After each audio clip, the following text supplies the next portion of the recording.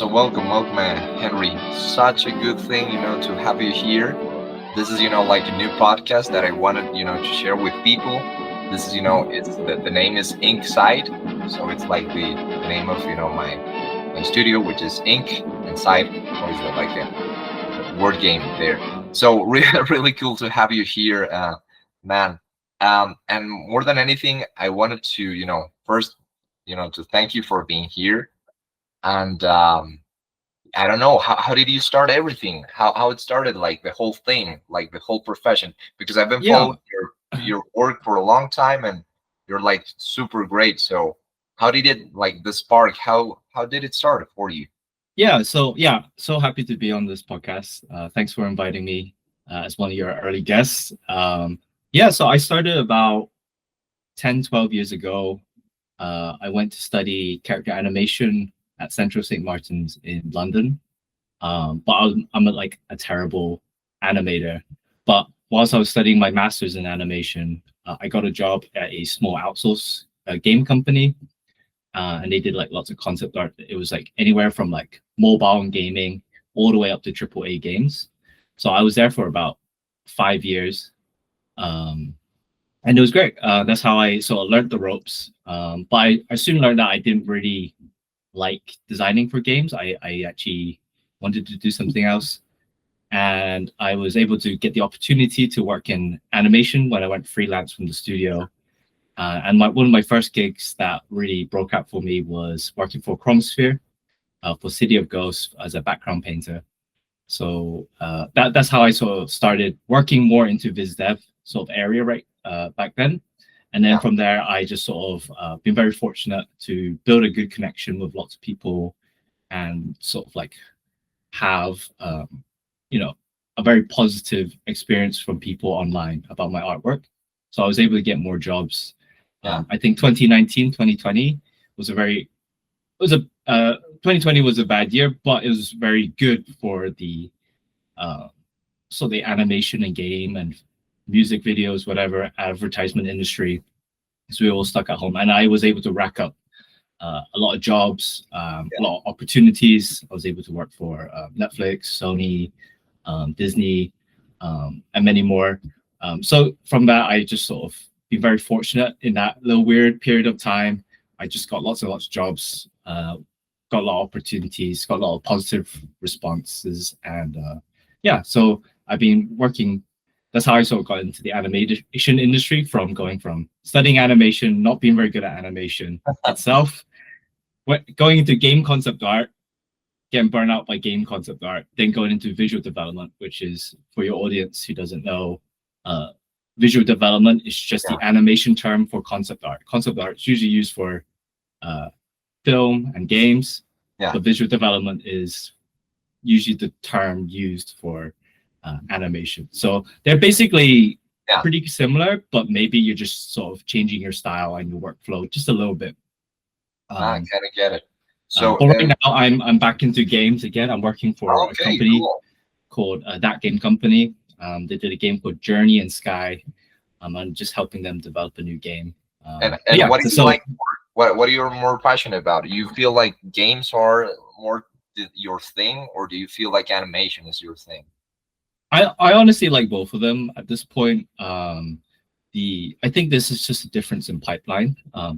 Animation production is very fast turnovers. And nowadays, like a modern animated feature takes about 3 to 5 years to go from an approved script or Yeah, storyboard all the way to a finished product. Whilst a triple A game, for example, is anywhere between 5 to 10 to 15 years. Like their pipeline's insane. It's very long and meandering, and they're almost like just throwing money. yeah, um, but because of that, it's a difference from a sprint to a marathon. So I often find that when I work in like animation feature, it's very fast paced. Just sort of doing a lot of dailies and updates. Whilst even though we kind of have that in games, it's a lot slower.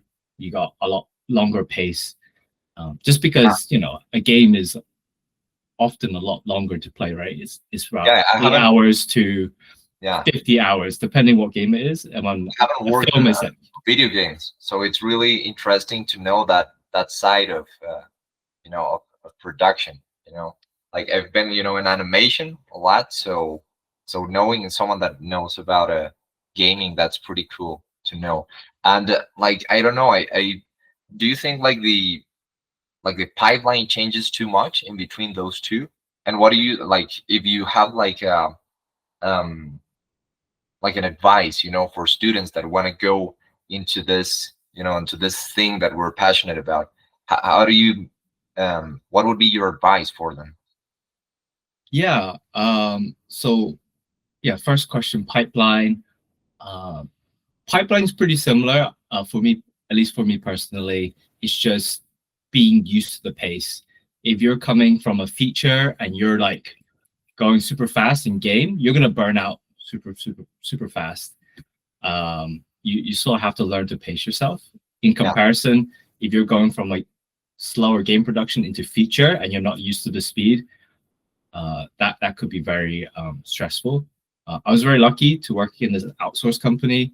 It's very yeah, small. We took on as many jobs as possible, and it was different styles. It would be like, you know, from morning to lunch, we work on one game, and then lunch to dinner, lunch to like when you leave work, you're working on a different game. Like so, I had to like switch my brain very quickly.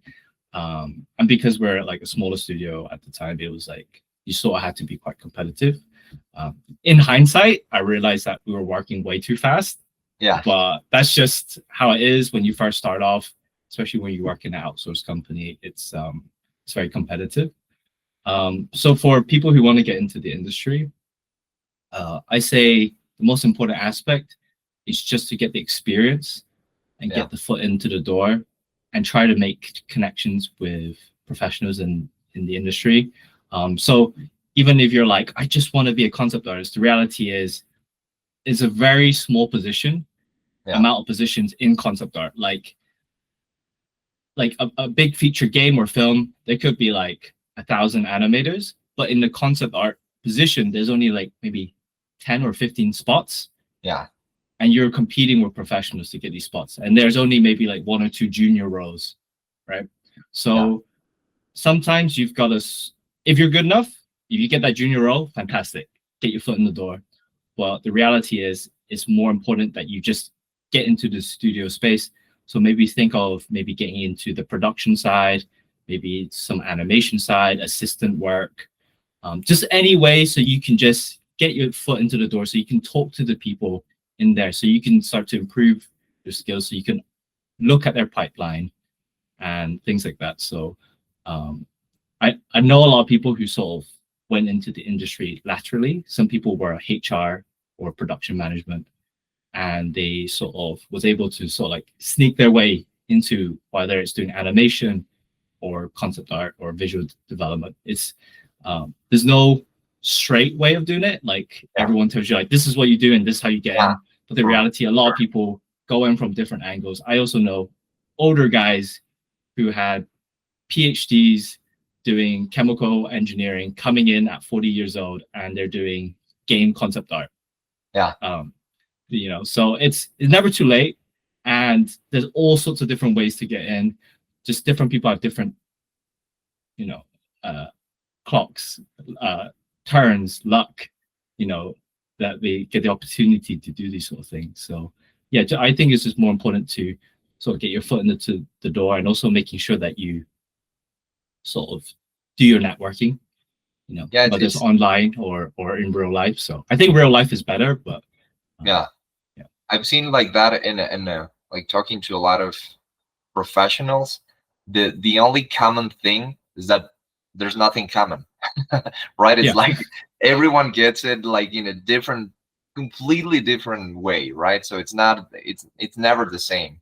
So I wanted to know like your perspective on it, but yeah, it keeps being repeating. It's like everyone has like a different way of you know making this dream into a reality.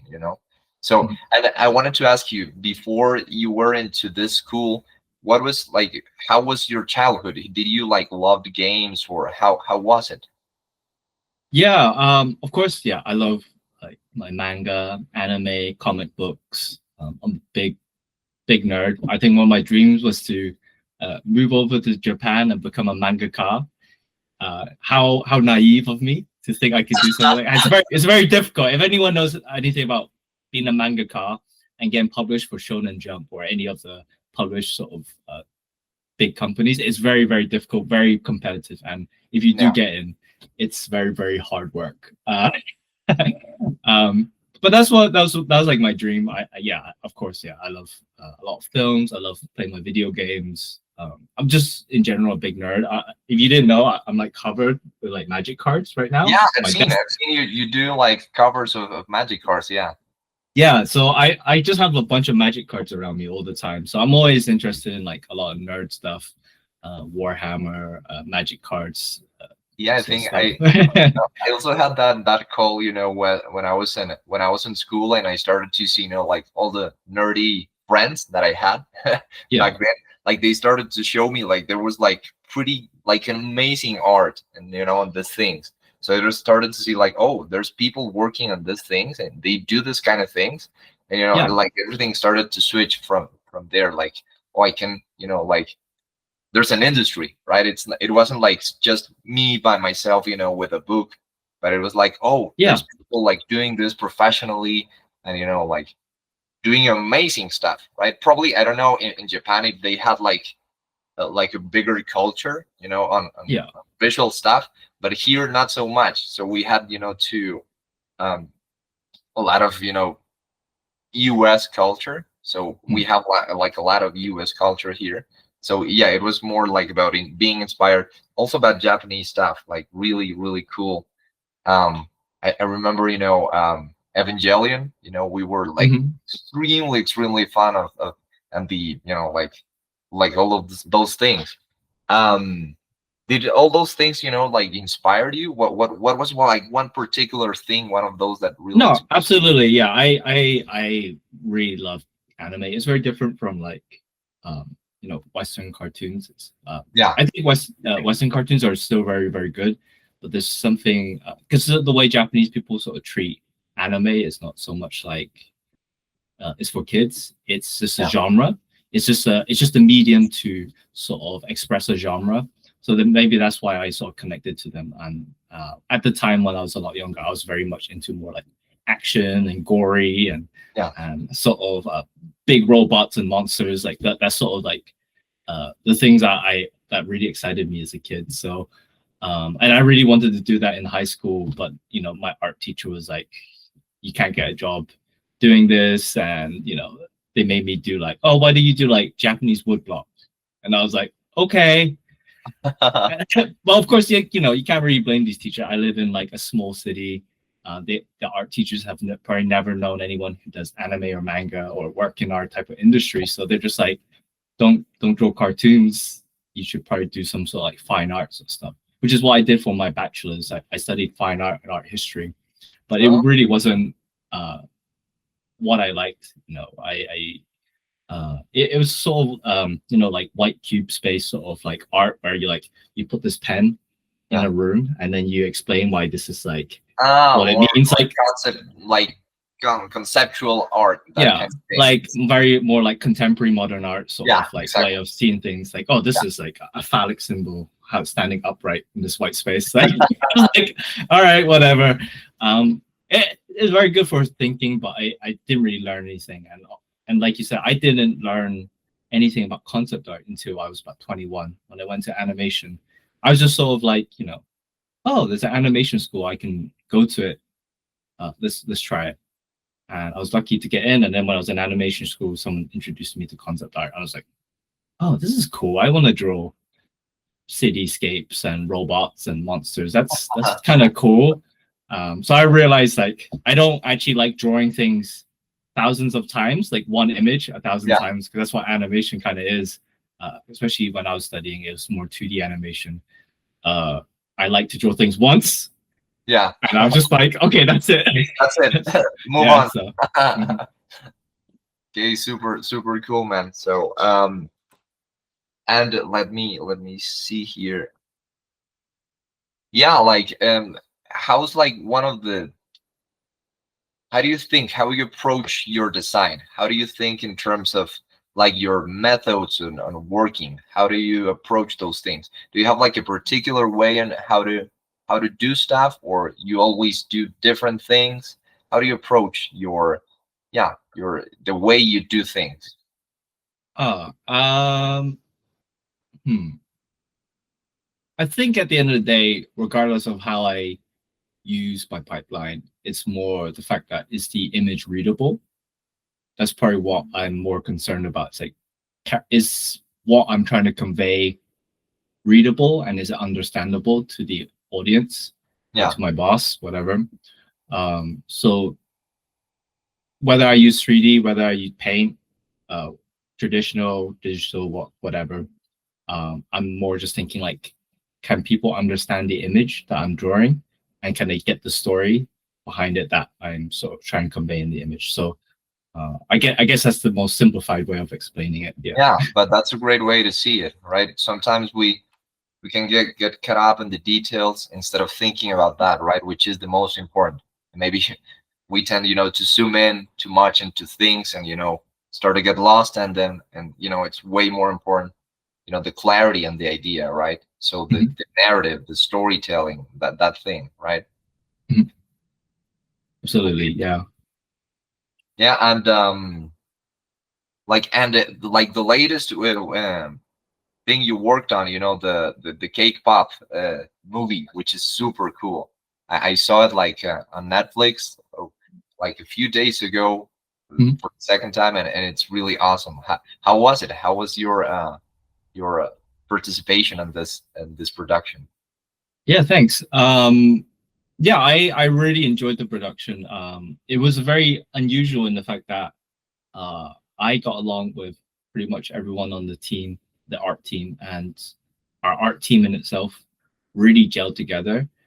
I think what really helped was that our production designer uh, Helen Chan and Yeah, art director Celine Kim, um, who did the environment art directing, and then the character art director was Scott Watanabe. They sort of really allowed us to express ourselves through our artwork. They didn't micromanage us too much, but they also allowed us to sort of like express our enthusiasm for this sort of like project. I think everyone sort of knew when we were doing it is that this was sort of like a unicorn project. Like it's very unusual where there's a Western production that sort of allows a very like uh, anime Asian sort of like expression to yeah, be shown in such a bold way. Like, we were definitely, like I said, I'm a big anime manga nerd. So we were really looking at a lot of like anime references to sort of express ourselves. Like, example, like if you watch K-pop, you can kind of maybe link that they're like Sailor Moon characters who sing, yeah, a lot. that yeah, we definitely use things like Sailor It Moon was or quite Cardcaptor. nostalgic. I kind of felt like I was watching like a new version of Sailor Moon. Like oh, this is like a new generation for a new Sailor Moon kind of thing. So I felt like about like the new teenagers and adolescents, having like the same experience we had back when we were back in the day. It was like, oh, it felt like that. It was really cool. Yeah, Yeah, absolutely. Yeah. So, like a lot of people in Korea and themselves, they grew up with a lot of like Japanese animation that got imported into their country. So, like, things like Sailor Moon sort of was part of our, all, like, because all the artists were roughly the same age. It was part of our generation of just watching that type of cartoon. So, yeah, we just really got to be big super nerds on set. A lot of us were also like K-pop nerds, so we were also very infused. This is why all the boys are so pretty. Because all of us were like so like doing research on who the prettiest K-pop boy is, and then sort of expressing it. Um, and it was a lot of fun. Like we really got along with each other, and it was a really good to work with everyone there. Yeah. super cool. And was it like live, or it was like a home work? How was it? Yeah, yeah. For me personally, it was working remotely. Yeah. I think a large majority of the team worked remotely, but some people were at the Sony studio, yeah, in like I think it's Santa Monica. So Yeah. And how do you feel like the difference between working on studio and working um home? Yeah, I think I like working at home. I think it's really nice to be able to sort of like control your time. Often I find like I sort of set my own hours for myself. So it's a bit cheeky. I shouldn't do this, but like sometimes if a friend's in town and they want to get coffee, I could just move, just go and see them for lunch, and then Yeah, come back and get back to work. And then it just means that I just have to add on those hours later on. And it's sort of like I also get to do my chores, do all the like sort of menial tasks. And it's all like a lot more of a relaxed environment. I don't have to commute like I used to. When I used to live in London, it was like an hour commute, an hour back. So it's like I was wasting 2 hours a day just like traveling. yeah, yeah, I get Um, it. and a lot of people in LA are very similar. It's like an hour, 2 hours commute because of traffic. Um, so yeah, that's why I like. But often I can say the negative side is that often I end up working more hours at home. You get so comfortable in your space, you don't actually check the amount of hours you're clocking in. So I actually end up working like way overtime sometimes, maybe way late into the night. But yeah, for studio space, I what I really love about studio space is interaction, human interaction, Yeah, and you're sitting next like side by side with your peers, like some of the yeah, best artists in that's the world, the most brilliant minds, the most like-minded people, and you get immediate feedback. You're sitting right next to them. You be like, "Hey, buddy, what do you think about this scene?" And they'll tell you what the issues are or if they like it. That's and then you also learn skills from one another. You teach them something, they teach you something, yeah, and I learned the fastest whilst I was in studio.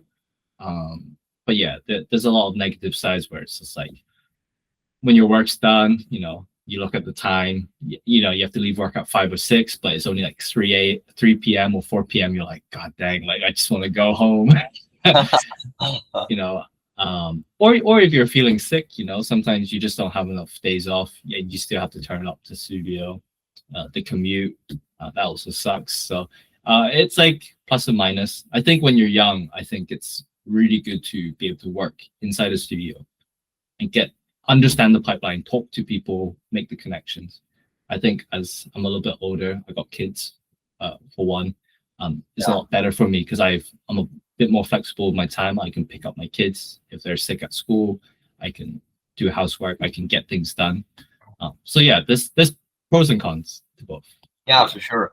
Like some things that I really like to work in studio is the thing you were mentioning. Like you're with your peers and that Mm. experience like really, I don't know, for me with in some way like it shows in the final product. Like you like that connection, it it creates like a different um I don't know, like production way of working. I don't know if that's your experience, but I felt that way. Like I've been, the times I've worked in studio, I feel like, and the other thing, which is the fast, you don't have to wait for a chat for someone to answer to you or anything like that, but it's someone on your side. So it's like you can talk to them, and that experience of um like I don't know, like that vibe, like that energy, I really really love it, to be on studio. Yeah, it really pushes you, and especially if you have someone who's like,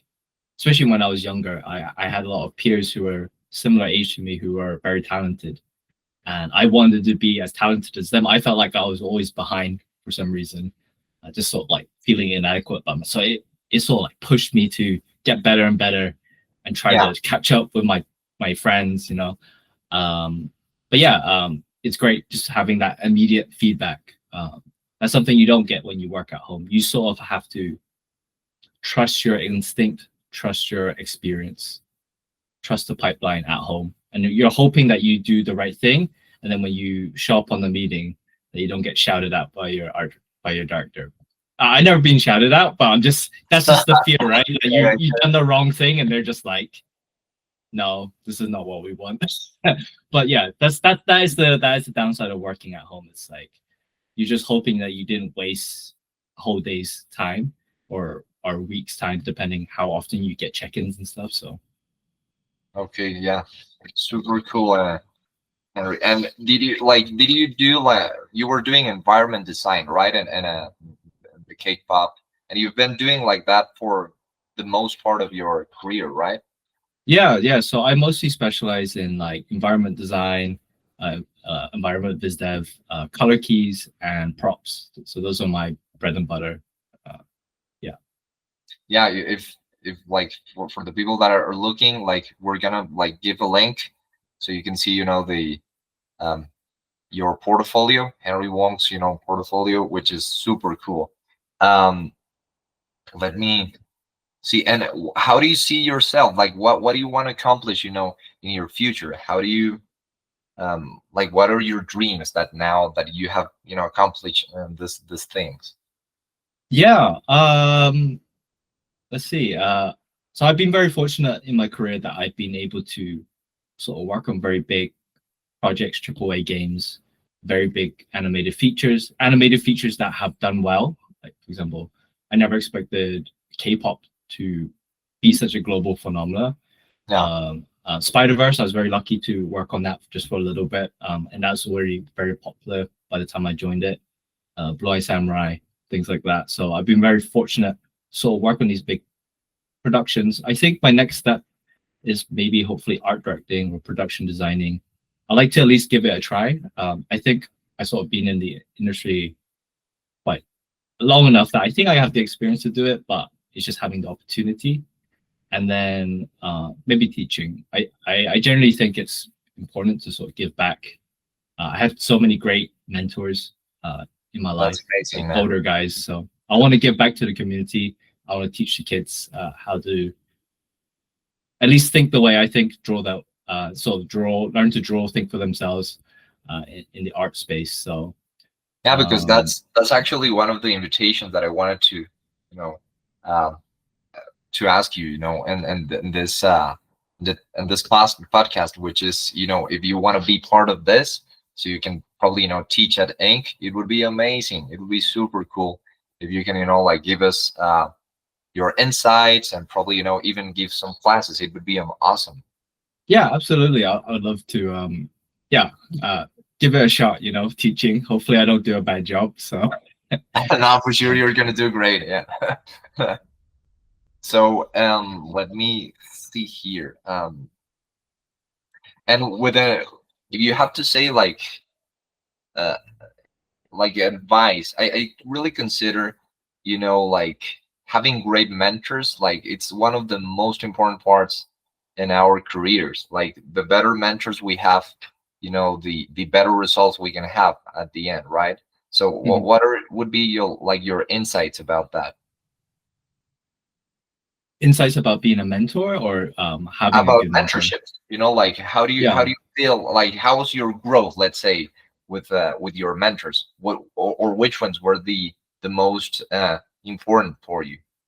yeah, I've had a huge range. There's some that are very kind. They're very like gentle, slow, and the way they explain things, they're very patient. And then I've had the other spectrum where they're like, just do it like this, you idiot. And honestly, I'm actually okay with both. I worked in like kitchen spaces where they're like very high stress, people like swearing at you. So I'm okay. I guess for mentors, I think it's just understanding what your student is going to be like and sort of knowing what type of pressure they can handle, what type of information they can sort of take in. Some people can take in a lot in one go and learn very quick. Some people need to take things a little bit slower. You need to be more patient with them. Um, sort of you can't sort of like stress them out too much. Um, in the end, like these two sort of characteristics, they still end up working for big productions. These types of people. But yeah, it's just sort of like hoping that you meet the right mentor for yourself, um, and sort of you're trying to elevate these people, right? You're not trying to beat them down. You're not trying to say that they're not adequate enough. You're Yeah, trying to just say like, okay, it's not quite ready yet. You need to do this, right? You can't just beat them down. I had a it wasn't myself, but I remember during my uh, animation graduation, we all invited our mentors who Yeah. was helping us with our final animated films, and we had one girl in particular, because we all overheard it, and this guy was just like sort of saying that her work is rubbish, it's not good enough, you're never gonna get a job. On her graduation day, like on a big like film review, just saying like this you just won't make it, things like that. And I was just like, this guy. I think at the time we knew it was messed up, but now that I've had more experience and time, I've sort of realized how messed up that was. That the school invited someone to help mentor you, and they Yeah. didn't help you enough to get you to the point where you needed to be. Instead, on the day you graduate, they just sort of berate you for how inadequate you are. This perceived inadequateness, like instead But of just helping this person. So do you feel like that's I mean, in my experience, with the mentors I've had and when I've have mentored people, I yeah, feel like it's like 99% of the times it's like gonna be the opposite, right? We want to uplift everybody, right? It's more like that, don't you think? yeah, absolutely. That the thing is, like 99% of the interaction in the animation industry, the art industry, is very positive. Yeah. Most people I meet are really good people. The reality is, if you're an asshole, even even that guy who mentored that girl, we quickly learned how that a lot of people do not like working with that person. That if you're a bad person, or you're difficult to work with, you have an attitude problem, like it quickly spreads in our community. People will quickly realize that you're not nice to work with. That I often find, and I've spoken to other people, is that a lot of people would rather work with people who is maybe not as good, but gets along with everyone, Yeah. uh, open to take criticism, and it's open to learn, open to grow and develop, than a superstar prima donna who just has a lot of attitude, never shows up on time, Yeah. just has like a bad attitude about things. So at least that's my experience. Like a lot of people are just like, I'd rather work with someone who gets along with me, understands the task, is patient, than someone who's just arrogant. It's way So better to work with friends, basically, you know. exactly, and that's how it is. It's a little bit of nepotism within, I guess, our industry. Like you kind of see, like when an art director or director themselves, when they start to move on another project, you see the similar names in the credits. There's probably a reason for that. It's probably because they get along. That I Yeah. can trust you to do the job. I can trust you to do the job and not freak out, not mess the project up, not give me attitude. So And there's something super beautiful about, as we as artists, which is, I feel we leave a lot of, like part of our souls in whatever we do, right? So it's mm, like we always it's the feel that it's super gentle, and at the same time it's really personal. So it's always like giving a lot of ourselves into the mm. project, right? Yeah, that's a difficult one, isn't it? Like it's this pursuit of art, but at the same time you're dealing with this very like capitalist sort of thing, that it is at the end of the day a product to sell, and Yeah. that it's not your art project. It's a group art project that is going to be sold. Yeah, that's one of the hardest things in the beginning as an artist, is sort of being able to let go, Yeah. being able to distance yourself from a project and say, to let your ego to be like, okay, it's it's at the end of the day, this is just a job. This is not, they're not making fun of you, they're not disrespecting you. This is not you. This is just your work.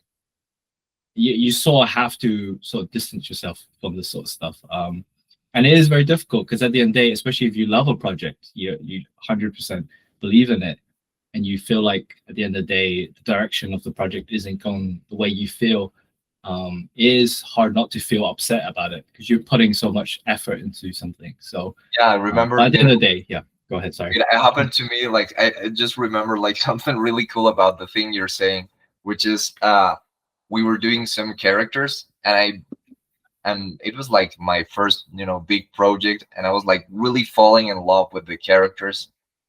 And I remember in the script they killed some of the characters, and I was like, no, Mm-hmm. don't kill them, like they're my, like they were like my children or something like that. Hmm.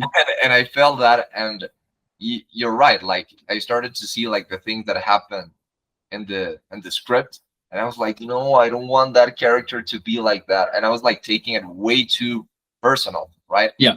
That's when I started, to create my own stuff on the side. So I thought like, okay, I'm gonna give myself some space from it, and I'm gonna do like my own stuff while I'm working on this thing. So how do you think about that? Have you had the same experience, or like, Yeah. do you Yeah, like absolutely. Well, especially when you work in games or features, large features, things are changing all the time. You expect to work on something for months and then have it cut. Um, Maybe that's a problem with the fact that the story and script hasn't been nailed. But sometimes if it doesn't serve the purpose of the game or yeah, story, it has to be cut or changed, right? So that's just something you just have to get used to in this industry. Even if you think it's the most beautiful work you've done up to this date, if it gets cut, it gets cut. yeah.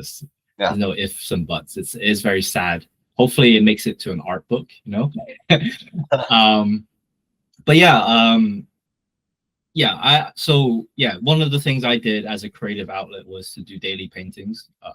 Early in my career, I did a drawing a day as a sort of like warm up, Yeah. and I just drew it like 30 minutes to an hour, hour and a half.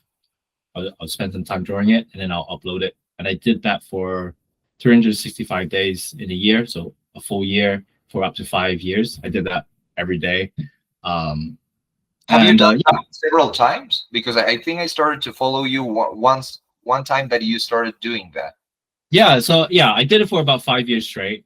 Okay. Um, and Yeah, it was a really great exercise because one of the things was maybe I have like ADHD or something. I have a very hard time just sort of like focusing on my own personal projects and spending a lot of the time on it.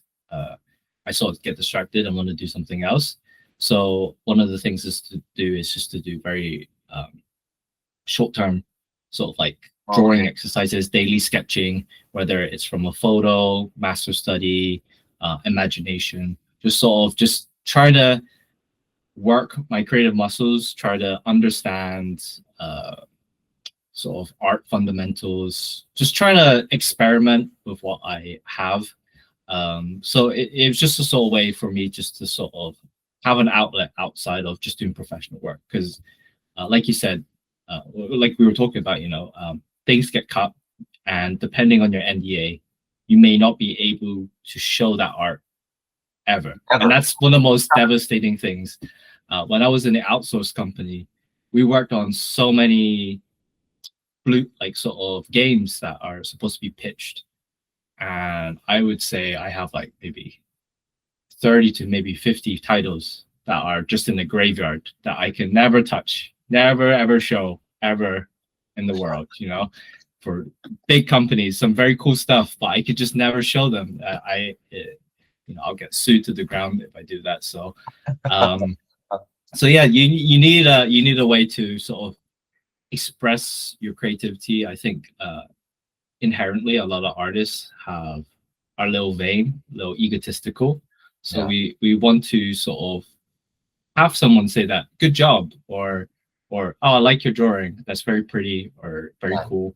So it just helps you sort of, you shouldn't just run on that. I don't think that could be toxic in itself, but like you just need like a little bit of it just to keep you going, because like drawing is like, hopefully if you like drawing, it's something that you do for the rest of your life, Yeah. right? And having someone to affirm that you're doing the right thing or that your art is nice really helps you sort of like carry you further into your art career.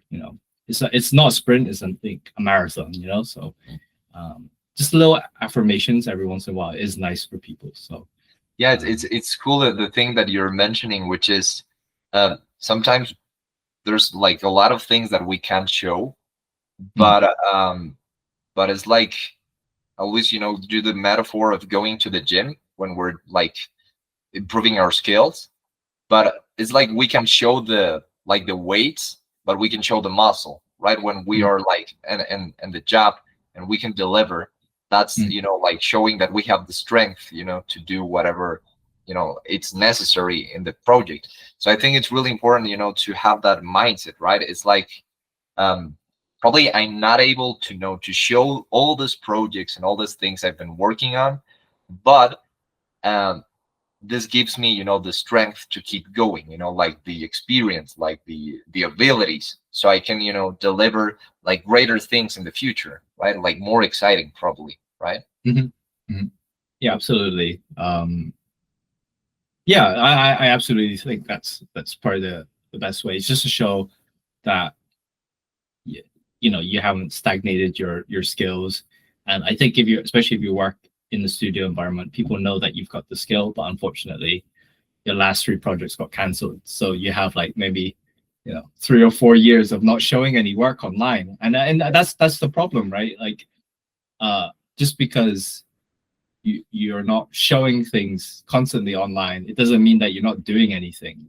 And Yeah, we live in this like sort of strange like FOMO, strange like sort of like if it doesn't exist online, it like it doesn't uh, exist, right? it doesn't exist. So it is this weird dichotomy of like uh you need to show that you can draw, but also you know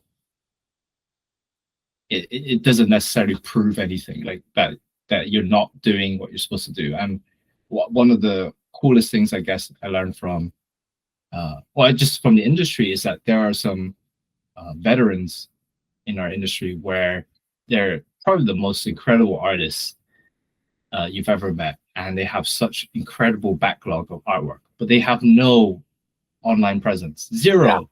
You see the art that they do, you see their own personal work, you're like, holy moly, like how are you not more famous? And they're just like, I'm just not interested in that stuff. Like I just, they just sort of quietly sit at their desk, they do their thing, they upload their work and they go home. So um yeah, it's just, yeah, it's very humbling to sort of see that like you don't always have to post everything, but if you're, especially in your beginning and you're looking for work and stuff, it is very important to have a sort of like media presence, social media presence, to show that like, hey, look, I'm an artist, I want to get hired, I can draw, look, believe me, I can draw.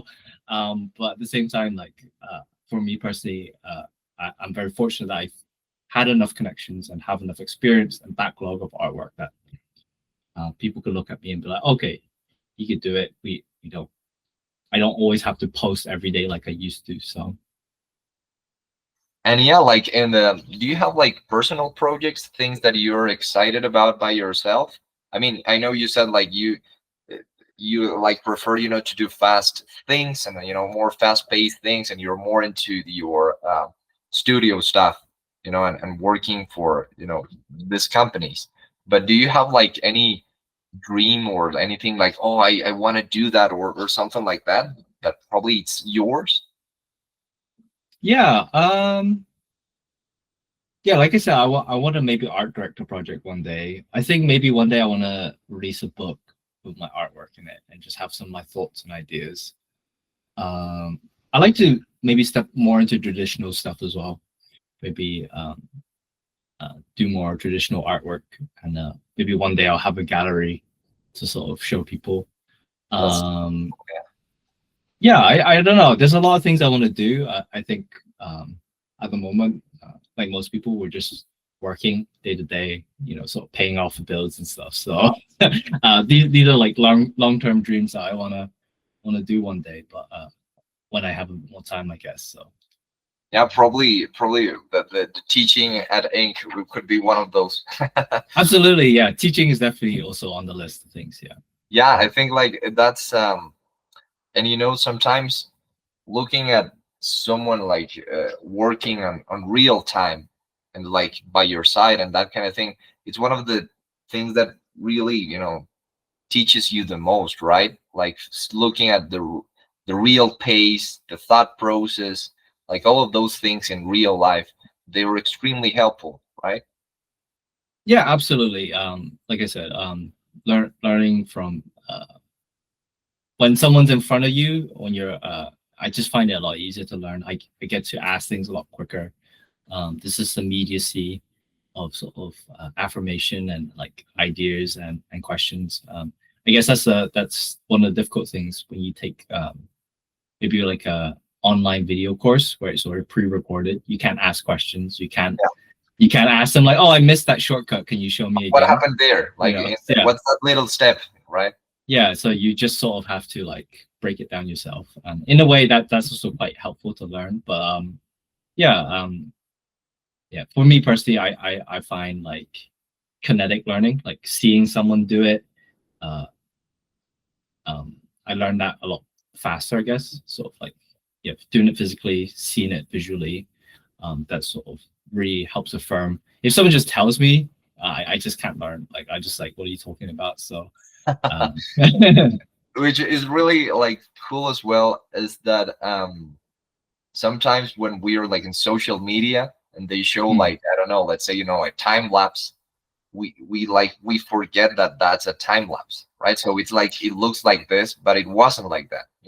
You took time, you needed, to really um develop, a thought process and how to develop that end result, right? And the same yeah, thing goes with everything. Like they say, like, um, I did this like in just 3 hours, and actually, it took them like 3 days or something like that. So, yeah. what do you think about those That's why things? you shouldn't just believe everything on social media, right? Yeah, for sure. It's all an illusion. I'm sure even if you look at my social media page, you're like, wow, this guy is so productive. He's always working on big projects. He's always seems so positive. He always, but it doesn't really show who I am as a person. It never shows like uh, if I'm sad, if I'm Yeah, unhappy about something on this project, if I'm actually not on productions all the time, maybe I had a little layoff period. It doesn't show all that. I only show you what I want you to see. I only show you the best parts of my life. I don't show you yeah. the other parts. So yeah. Yeah. I think it's really important, uh, to notice that, right? It's like sometimes, because we feel we're the only ones um, like feeling the pressure or something like that. It's like, and we see like everyone else like happy and doing amazing stuff. We tend to forget that everybody has this struggle, right? So it's Yeah.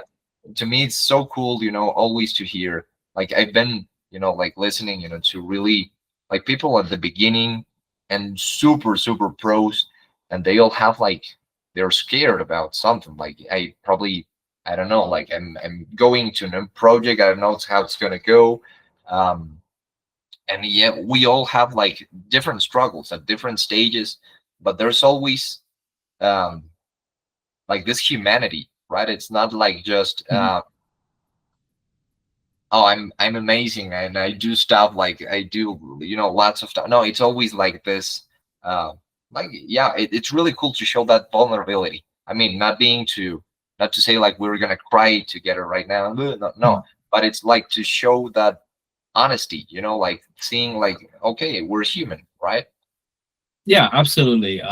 Yeah, sometimes when you look at your favorite celebrities or your favorite artists, even you just think that there's some sort of like superhuman who can just draw and just do no wrong.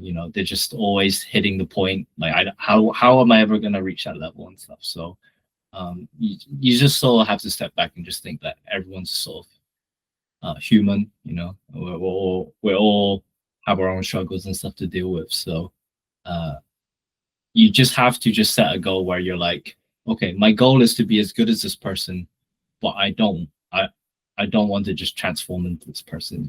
Like you sort of have to step back and be like, I got to get to where I want to be at my own pace. So And how do you feel like the moments where you have improved the most? How do you do that? Like if you think like I want to be like this person, how has it been for you, to achieve those goals? yeah, yeah, that's a very difficult one. Often I find that when I get put in a very difficult spot or a very hard challenge, that's when I tend to grow the most, even though it's very stressful and very uncomfortable.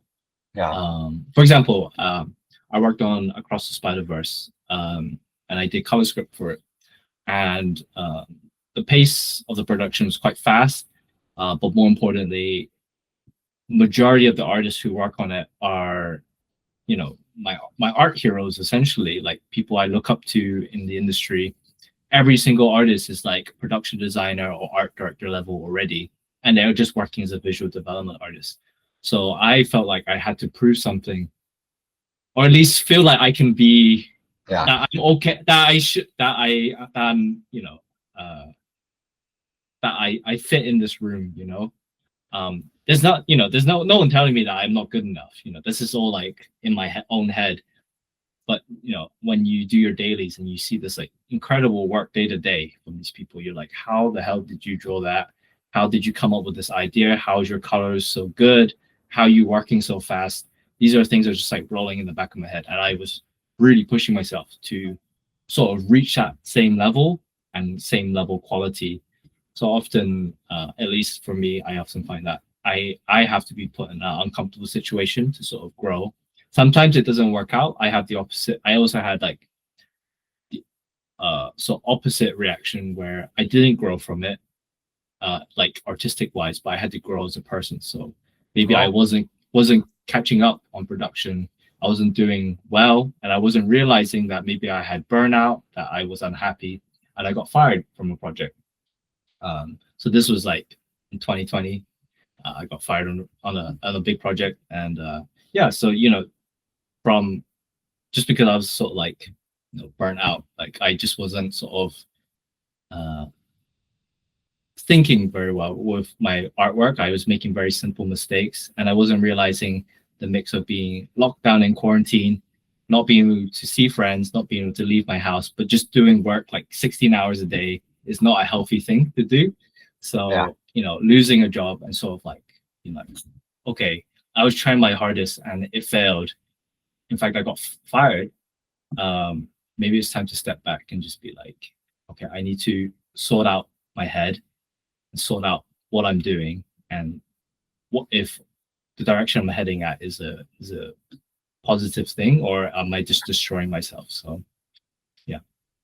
Yeah, it's really cool now that I'm listening to you, and which is, it's not just about commitment to the project, but it's also really important, like the psychology that you have, your inner voice, that what it's telling you, that inner voice. It's not just about the amount of, it's not just like going for the metaphor of the gym. It's not just about doing like the most reps that you can do, but it's also the mindset, right? Yeah, absolutely. So after I got fired because of burnout, because I was just sort of wasn't performing very well, I um I don't want that to repeat, that sort of thing to happen again. So now I'm a lot better at seeing those signs, like when I'm starting to like not care for a project, when I'm starting to feel a bit depressed, when I'm starting to slow down, just sort of like not sort of do the same level quality of work that I expect myself to do. I learned to just sort of like, okay, I need to take a walk. I need to go to the gym, or perhaps even like, oh, this is pretty bad. I need to take some days off. I'm going to take a week off or something like that. Um, so it's just like sort of, you have to sort of learn what your body needs and stuff, and that's something that I had to figure out myself, and it's different for everyone. Yeah. Maybe people need medication, maybe people need more social interaction. For me, it's just more like stepping away from the computer and just having some time off to sort of experience things other than drawing on the computer. So Yeah, to me, like here's outside the city, there's a little town, and mhm. there lives my cousin, and I always that I'm burned out, I go there into the into the mountains, and we go into Wonderful. the river, and Mhm. with the dogs, and don't cell phones, anything, just with him and the chimney, uh you know even fishing, like all those things. Fantastic. So that's the thing, like get out of uh your daily life, like the routine, right? Mhm. Mhm. Yeah, you definitely got to get out the monotony. Yeah, it's the reason why I moved away from the big cities of LA and London. I live in a smaller city. I live in back in my hometown, and it's surrounded by the seaside. It's surrounded by like we call them moors, like the countryside. So they're just like these big rolling hills. They have like loads of like wild ponies and stuff, and like rivers Super. to go fishing in. It's very beautiful. So yeah, it's just there's a lot I love about London. I have a lot of friends there. They have free museums and galleries. They always have something going on. The food is awesome. The transport's easy. But yeah, it was just too much. It's just too much stimulation, too much things. I was like sort of like pressured to stay in the city, and it was very expensive as well. So I moved outside, and I just sort of embracing it, just like a little slower paced lifestyle for my family. So Super nice, man. Do you like? Do you feel like there's really like nature? It's really inspiring, right? How do you feel like in about that? Is it like something that? How do you have that relationship, with nature? yeah, I guess it's just from observing, right? As you learn more about art, you sort of identify things other than like, oh, it's a pretty mountain or it's a pretty tree. You sort of see different things in different ways. For me, it's like colors and shapes. I see things kind of like that way. So I'm always trying to, if I see something really beautiful, I usually take a photo of it or I try to sketch it in the scene. I try to get it down and then I take it home and like I try to finish it. Um, so that, yeah, I think nature is awesome. I don't know many people who don't like nature, but uh, yeah, yeah, definitely inspires a lot the way I draw and the things that I draw. So Do you think like it whispers, like to us things that it just does it if we do it like physical, like if we take, if we're just looking at Google, like photos, it's not the same. But if we go there and we experience the thing, it tells us things that there's no other way of, that thing, connecting to us. And it's yeah, yeah, deep, yeah. so deeply Look, beautiful. yeah, I'm sure there's plenty of times when you've seen the moon and it looks massive, it's huge, and you try to take it on your phone, and it looks, it's Like like a pinhole, you don't even see it. Or when you take the photo of like a big mountain or trees or flowers and stuff, and there's a certain feeling of uh, epicness or wonder, and it doesn't sometimes, like, maybe if you're a really good photographer you can capture it, but like I'm not that good at that sort of stuff. So uh, when I try to take the photo, I try to like get the emotion that I was feeling, that I was in whilst I was in the area, into my paintings again. So yeah, a lot of things. I think it's like touching grass. You need to touch grass. You can't stay home all the day and just see things. You're like, oh, I've seen the world. I've seen on like Google Maps. I'd rather stay in my country. It's like, no, you need to leave. You need to leave. You need to touch grass. You need to visit your local area. You need to explore the world. You need to see things if you can. Like, there's so much amazing things out there in the world other than just doing work for a big animation studio or game studio. Like, that's a big career. That's a big career dream, but the world's a lot bigger than that. That's awesome, man. Um, yeah, so, super cool, to have you and this. Uh, yeah, I think we covered like pretty cool chapter with you. It was so cool to have you here. And like, what are like the things that I completely like wow, I think those the coolest thing you've ever worked with probably were Spider Verse and K-pop. Or there on another project that probably you think like, oh, I really enjoyed this thing, or or the Blue Eyed Samurai. I was mentioning to you, like I saw it like a while ago and it was super cool. Yeah, yeah, there's a lot of projects that I really love. Yeah, there's a little project that I worked on with Chromosphere called City of Ghosts that I really loved. I was just a background painter on it, but yeah, I really believed in that project, and the final product was, I thought, was really good. Unfortunately, the way Netflix does things, they sort of under promote things. They just don't.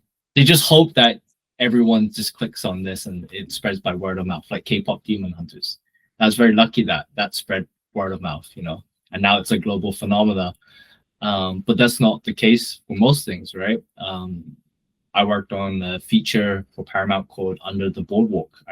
It's like a those singing hermit crab show, and I really enjoyed that project, honestly, and I thought it deserved better.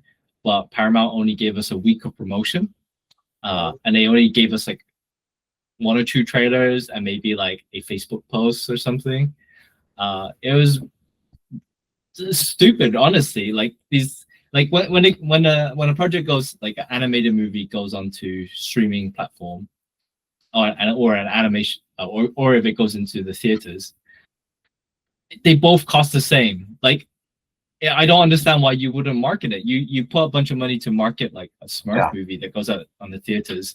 It's still like 80 million, 100 million to make. It still costs the same as one that just went straight to Netflix, or streaming service. So that's a little chagrin I have. But yeah, there's a lot of projects that I've really had a great time, and even if the project didn't turn out as well as I hoped, most of the time I love just the people on the projects. They're the ones that sort of kept me going, sort of like made me sign up to their projects. So yeah.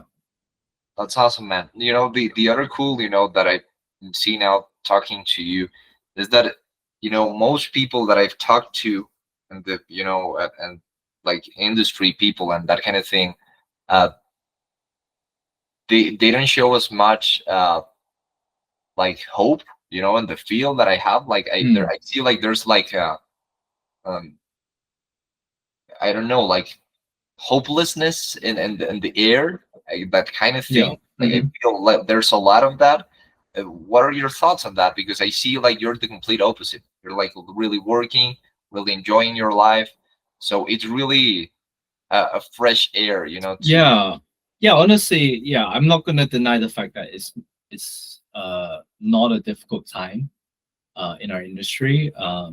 You know, there is still a lot of jobs. Honestly, I would say there's the same amount of jobs as there is pre-pandemic. yeah, A lot of problems, I guess, suggests is like a lot of people got hired during pandemic era, and a lot of streaming services, the subscriptions are sort of like flatlining a little bit. So, you know, the way these companies do things is that you just fire a bunch of people. They don't really care. So a lot of professionals get fired right now, and they're out on the job market. That's pretty bad, right? But then also year by year, there's also a lot of animations or like art students coming out to look for jobs, you know. And it doesn't help that a lot of these arts like art universities or whatnot, art colleges, are taking on too many students every year. So they're graduating too many people. These people with no experience are now competing with professionals who just got fired. So that's like exasperating. We are on like a weird situation where there's a little bit of like a recession thing happening yeah, in the world, not just in our industry, but in the world. yeah, So now a lot of companies are a little bit reluctant to hire more people or green light more projects.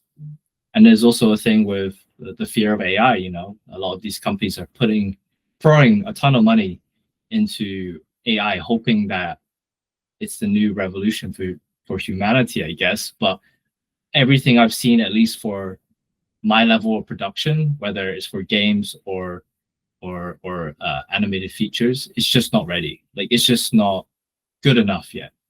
yeah, Maybe in the future you can take my job, but for now, everything I'm seeing is just not good enough. But the people up top don't care about that. They just want to ride like a hype train. They want to hope that it all pans out well and they get to fire all their art team, and then you get one art director who basically works with chat gpt, sort of like generated images where they have to paint over or something. Um so that it's just a lot of things happening at the same time. And I think I think it's also worth just stepping back just from our industries. A lot of tumultuous things happening in the human world, in the human history right now. It's yeah. very tumultuous time um right now. So I do feel bad for people looking for work right now. It is very difficult, but I just want to tell them that there is jobs.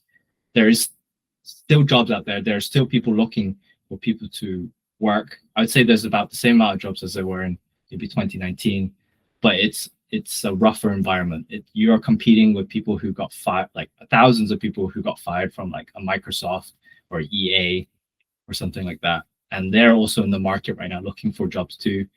And amongst the thousands of students that get graduated every year, so who are burdened with thousands of dollars in debt. So So kind yeah, of, it's the most important thing would be to improve your skills, basically. If you're a student, to improve yeah. your. So yeah, this is one of those things like there's only so much you can do with the how the world is, right, and how these large uh sort of conglomerations sort of run their business. There's not much you can do to control that. The only thing you could do is sort of control how you do things. So yeah, do your own art. And I've also foreseen that there's going to be a rise in indie production. One like in terms of animated feature, there was an indie studio that released a movie called Flow that won the Oscars, Yeah, and it's a mostly non-verbal movie, and it's beautiful. And it's all done on Blender, a free program. yeah, So that shows that like people are like saying like the studio system doesn't work. They're not greenlighting fun or unusual projects. So people are taking it in their own hand, hoping to get enough Kickstarter or funding to do these projects. And the same in video games. Like these AAA games are costing too much. You're paying like $60 to $80 for a brand new game. Like what teenager has that type of money?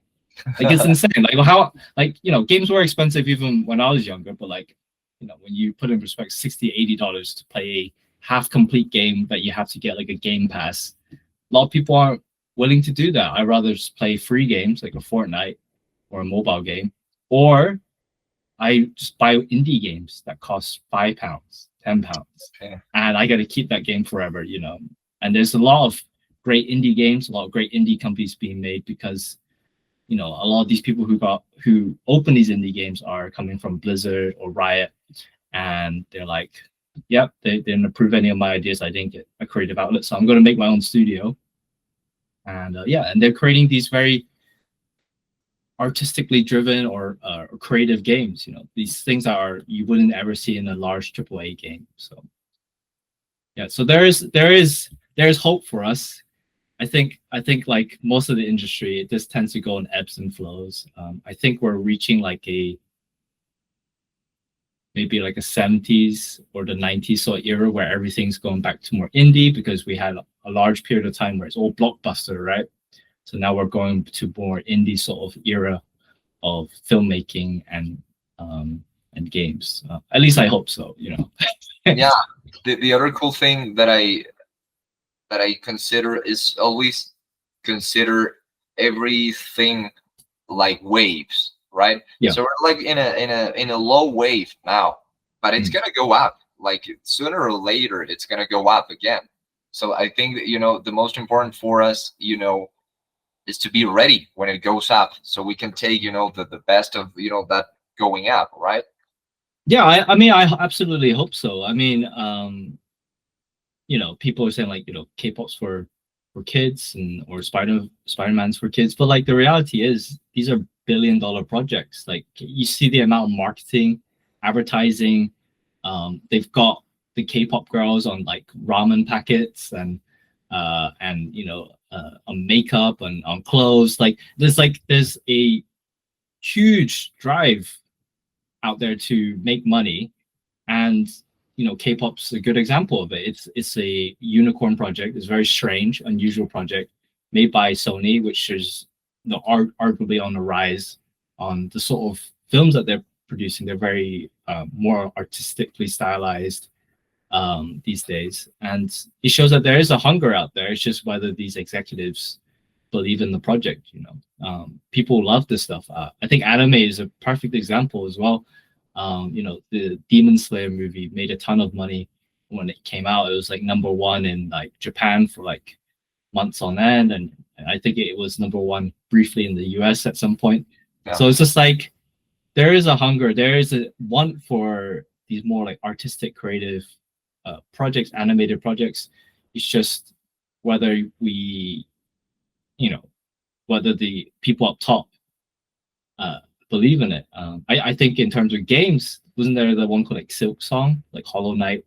That's like from an indie company in itself, Yeah. and that made a ton of money. It's huge. Like it sold like 1 million copies or something, and there's a bunch of people playing it. It's a very difficult game, but uh, is a I think it's like a roguelike or something. So you know, there is a hunger out there. People want something different. People want unusual things, and people are making it on their own money or their own sort of like production. So yeah. Yeah, it's really cool, to think how this there's this hunger, this wanting, for stuff. It's such a human thing that it's not going to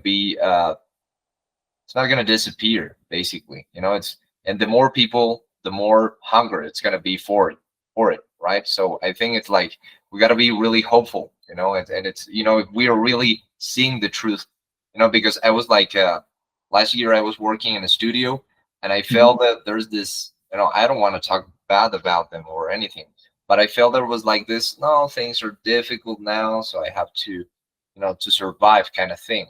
Mhm. And it's really cool, to see you like, working on a like, and completely like, so exciting, to talk to you, because Spider Verse, I think it's one of the greats, actually, in terms of animation. Like, if I think, in a history point, it's like Spider Verse. It's one of those clicks, and like, and history. So looking at someone like you, being so hopeful about all of these things, I think it's really important for everybody, So it's like, if you love drawing, if you love this, there's hope, and that we can do like Yeah. amazing stuff, right? I mean, I gotta stay hopeful because it's my job. You know, I don't particularly want to be jobless, but uh, yeah, I honestly think I hope that artists win out on this. I just don't have uh, I just don't think like things like AI could fully replace us. It just doesn't. It won't ever, like, the genie's been like, taken out the bottle, but it doesn't mean that it's the end of the world. I truly think that there's still space in the world for artists to exist. Yeah, and I can't imagine a world without artists. It seems too It bizarre doesn't to make me. any So sense. yeah, It doesn't make any sense, right? no, And no, yeah. and it's like, something that I was, thinking about, that it's also like, no matter what happens with it, like, obviously it's really far away from replacing artists, but if you truly love something, there's no way you're gonna stop doing it, right? It's like, you will do it whatever it takes, right? It's, if you love it, you will keep doing it, Yeah, even absolutely. so, Yeah, right? yeah, yeah, absolutely. Like if knock on wood, it never happens. But if there's just no this type of art job, I had to do something else, I would either create the job myself if I had the funding for it, or I would just do my own thing, like traditional art, or just paint at home or something. I just it's just the way I express myself. Yeah. It's like musicians, like playing guitar, or or if you're a gardener, you garden and I hope these flowers grow to be beautiful. It's just the way I express myself. If I lose that term of way of expressing myself, I'm not sure what type of person I'll be. So probably be a bit crazy, I'll be a little bit angry. So yeah. So, and you're like, originally from Japan, right? No. So I'm actually from England, from Oh, the okay. UK. But my ethnicity is Chinese. Yeah. Yeah, I thought so, because you obviously you look Japanese, but I thought like you talked about your childhood and everything, so I thought you had like a more like Japanese experience in that regard. Oh no. So yeah, I think a lot of that 90s 2000 era, there's a lot of Japanese cartoons being translated and dubbed, Oh, okay. either in China or in the UK. So I think I was just part of that generation that got to see like Dragon Ball and One Piece and Pokemon on TV growing up as kids. So, you know, just uh, yeah, just that's just my interaction. That's just why I pivoted towards. So Amazing, man.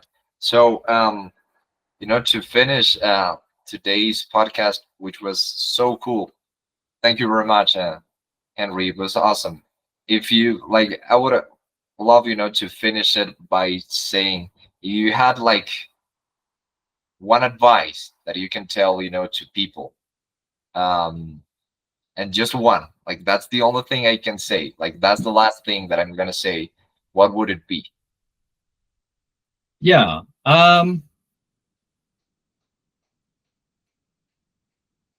don't take criticism of your art too personal. I I think um, I think everyone has their own sort of opinions and stuff. So it's just if you just think your art's rad and it's maybe just worth just sort of being like, yeah, you can have your opinion, but I like what I'm doing. So yeah, just not taking things too personal, especially if we get really bad feedback. So yeah, I don't know. I don't know. I can't think of anything else No, right that now. that's But great. yeah, That's great, man. Yeah. Thank you very much. It was awesome to have you in our podcast. So let's let me over here.